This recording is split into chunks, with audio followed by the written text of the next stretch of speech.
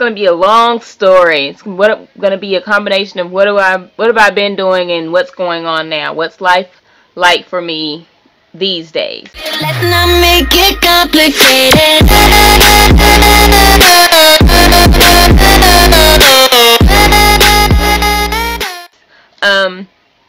I work remotely. I work for a software company, and I help implement software. It's not important. I'm a software project manager. I live between the U.S. At this point, it's mainly Little Rock and the Bahamas, a little island called Great Guanakee. That's what I do. That's why you see me in tropical locations a lot. If you see my post. At the end of July of this year, I roll my eyes when I think. It's not annoyance. It's just, I don't know. At the end of July of this year, I left the Bahamas and I met up with my family in Las Vegas. And we partied it up, and I left Las Vegas and I came back to Little Rock. So I have not been back to the Bahamas since July. I have been in the States since July. I came back to do some physical therapy for a little minor thing that some doctors figured out. Something I've been having since, if you know me, you know about this. And it's been all my life I've dealt with it. And they finally realized it's like a muscle thing. And so I started going to physical therapy twice a week in August. And August, September, and part of October, I was doing physical therapy twice a week. I wrote notes because I'm going to forget half of this. Yeah, talk about that, do all that. We discuss that. So, in August, you may have noticed I didn't go anywhere. I was just basically, or you may not have noticed, you didn't realize I was doing a lot of traveling yet. I was just basically in Little Rock. I went to my physical therapy appointments twice a week. I would go, I think I did a week in the office in Jonesboro, Arkansas. And other than that, I was just kind of hanging out with my friends, getting to see everyone again because I've been gone for quite some time. September was the month. September, I did something, or I was gone somewhere every week. It was awesome. I lived my best life all the month of September. Still doing physical therapy twice a week. The first week of September, I had to go to Jonesboro into the office for a week. The second week of December, that Thursday, I think, or that Wednesday, I don't know, one day, I went to a J. Cole concert in Little Rock. The next day, turned around, and one of my friends and I went to New Orleans to the On the Run 2 tour in New Orleans, and that was awesome. So that's when I started living my best life. The third week, I flew to Daytona, and I was like not trying to miss work, so I took as little amount of vacation days as possible. So I think I was basically like flying in the evening and at night trying to get places so I wouldn't have to miss work the next day. So I went to Daytona Beach, Florida, had a great time, had a blast, came back to Little Rock, and then the next week, the fourth week of September, I was in Atlanta. Went to see my friend, stayed with her, had a great time then as well. Old people fun. We didn't really do much, but you know, it was like getting around, getting away. October, the first week in October, I went nowhere. I had doctor's appointments for random stuff the whole week. That whole first week of October, it was weird. And that second week, I was like, oh, I'm going to buy a tripod. I'm going to vlog this. This is like my last vacation for a while. I'm going to have a great time. So I had planned to go to, I'm saying planned, to go to Toronto, Canada. I was about to have a blast. Starting that Sunday of the second week of October, I started having this thing where I kept calling it, I can't find my words. So like someone would say something and I would try to answer back and I would just be like,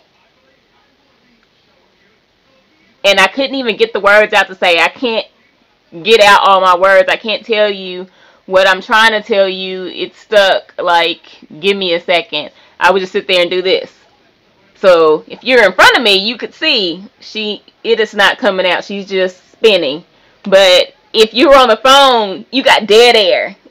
And I was like, I was talking to my mom. Well, people saw me. I was like, something's wrong. I cannot find my words. And it's just doing it this week. And like, I would tell people about it, and they'd be like, oh. And then they would witness it, like maybe a few seconds later, and they would be like, oh, you need to go to sleep.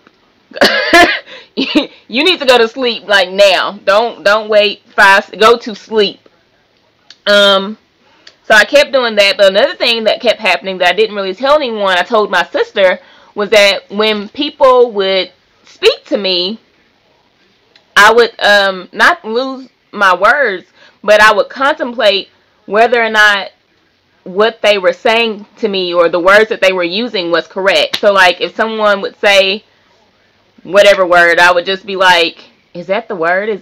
What's the meaning of that word? Like, I don't think that was the word they were supposed to use. I think they were supposed to use something else. So it was just weird thing that was happening to me. But other than that, you know, it's just going here and there. If you know anything about me, you know that I try to give my all to everyone. And so I would be like, oh, I'm going out of town on Wednesday. So this is Tuesday. Let me do this day. Or this is Monday. I need to go over here and do this because tomorrow I need to go take this to this person. I need to make sure they have this before I leave because I don't want anyone to be missing whatever. So I'm always trying to go above and beyond. So there's people who are going, you need to say no. You need to sit down. You can't do this and that. You're going to have to be still. So I was able somehow, I think, to pack. I don't think I even finished packing. Tuesday night I finished packing, went to bed, got up early, got dressed because I had an early morning flight. My mom, she's so sweet, took me, dropped me off at the airport, checked in, and I kept going, oh my God, I hope I don't do that thing where someone asked me a question and I'm like, because I kept doing it. It didn't matter where I was. I couldn't control it. It was just going to happen.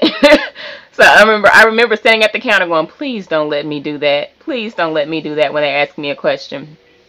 So I got some coffee, made my gate, got some coffee, sat down.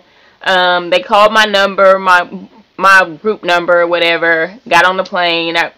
It was just a normal flight. You know, I fly a lot. It was just a normal flight for me. I remember the guy that I sat beside.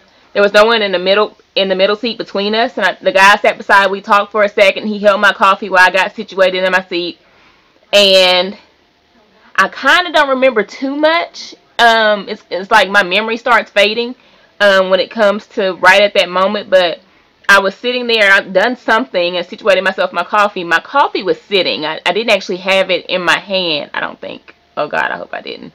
And my cheek started tightening up. It got really tight, and it felt like my cheek was pushed up, and I was like, something is wrong. And I was getting ready to hit the call button. It's like, I'm gonna have to call for help because I know my body something is wrong, and I never made it to hit the call button, and my body just started leaning over, and to the point where this whole side of my body was straight. My legs, my arms were straight, and I was leaning over on the guy beside me. And I think at that point he had put some headphones on. He was relaxing his seat, and he just kind of looked at me and took his headphones off. And I remember that, I don't know if I was trying to speak or if it was part of the seizure, because at that point I was having a full-on seizure. But I was, gurgling or something like that. And that is the last thing I remember. I went unconscious, and from what I understand, I continued to seize. At some point, they got me on the floor in the plane, and I awoke at one point, and people were holding my head. They were holding my head on the plane, and I think they said I had 2 seizures on the plane. I do not remember ambulance ride. I don't remember leaving the plane at all. I woke up in the emergency room. And by the time I woke up, my mom was there, my sister was there, my godson's mom was there, my friend. It was just like, where did all of you come from? Who called you? Because I've been out, and what is going on? I come to find out that um, when I was number one leaving the plane, going through the airport, my high school classmate worked in the airport. Thank you so much. I'm gonna tell you this too and write your letter and all this stuff, but thank you. And she contacted my two high school best friends, so she contacted them to say, I was on the way to the hospital, and my high school best friend, my best friends called, my mom to let her know what was going on. And then at the same time, there was a lady on the plane who was helping me. Turns out she was a physician she is a physician at Arkansas Children's Hospital. And she looked me up on Facebook, found a mutual friend who happened to be the wife of the pastor of the church from Home. If you know me, you know where Home is.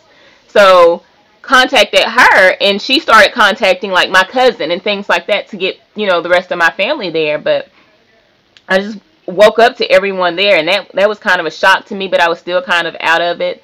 From what I understand, like I said, it's still kind of cloudy because I was losing consciousness. I kept having seizures. I was having, well, first of all, the seizure or the things that was happening earlier in that week where I was like losing my words and all of that. From what I understand, those are a form of an absent seizure. They call those absent seizures. But I was having full-on absent seizures still in the emergency room where like I would just zone out. I could be looking, but looking through you, like I was there but not there type of thing. And I was having full-on absent seizures. They could be calling my name and I would not hear, and then all of a sudden I'm like, oh, hey, huh? That was happening to me in the emergency room. At some point, like I said, it's foggy. It's really foggy. I was admitted to the hospital. I remember waking up at one point, and I don't know if they had just done a CAT scan or an MRI. This is how out of it I was. I remember, but I don't remember these things. I was admitted to the hospital, and that evening, I was told that I had 4 more seizures. And I remember one of them because I woke up and my mom like was walking out of the room and she had her hands in front of her face and she was crying. But that's the only seizure that I remember from that evening. I basically had seizures in my sleep. From what I understand, the last seizure that I had was pretty bad. They had to give me the injectable form of, or the liquid form, injectable form, same thing, of the seizure medication that I am now taking twice a day. They had to give me the liquid form of that medication. And I was in the hospital from Wednesday through Saturday, which coincidentally was my mom's birthday. But I was in the hospital from Wednesday through Saturday, and before they left, they told us what they thought was going on with me, what they thought was the situation, but they wanted to do more testing. They had attempted to do a lumbar puncture and couldn't get it, so I had to come back to get another lumbar puncture. I had to get another MRI, and they had to evaluate my results. So that's what was going on. Just yesterday, I came back from the doctor to get the results of all of my testing, and they confirmed that what they thought was true. I have been diagnosed with multiple sclerosis. So I am now going to start taking a whole stream of medications. I take what's called Keppra twice a day for my seizures, which they don't even know that those seizures are ever going to occur again, or why they really occurred. I mean, you could say I had seizures because I have MS, but what they found is that I did have 3 lesions in my MRI, 3 brain lesions on my MRI, but none of them are from an active occurrence. Like, they were all old lesions. So the fact that I had those seizures is kind of an anomaly itself. Then I'm going to be on Copaxone is what the medication they prescribe me. It's a self-injectable medication, and then I have really bad brain fog. That started about a year ago. Really, really bad brain fog. Really, really bad. Started this spring. But I have really bad brain fog, so I'm going to be on medication. Still trying to figure out which one for that. I'd actually already been put on medication because I went to my doctor and was like, I can't work like this. But they took me off of it, and now they're gonna put me on another one. But for the brain fog, so that I can actually do some work and get some things done. Because I don't. If you don't have brain fog, I don't know that you can explain it to someone. It's almost like you have early onset dementia. It's like the early signs of dementia. And it's almost like Alzheimer's runs in my family. Is this what's going on with me right now? But so I have something for that coming, and then I'm gonna have to take vitamin D. But it's vitamin D, once a week vitamin D. But that is what is going on. There have been rumors. I went to Toronto and I had a C-section.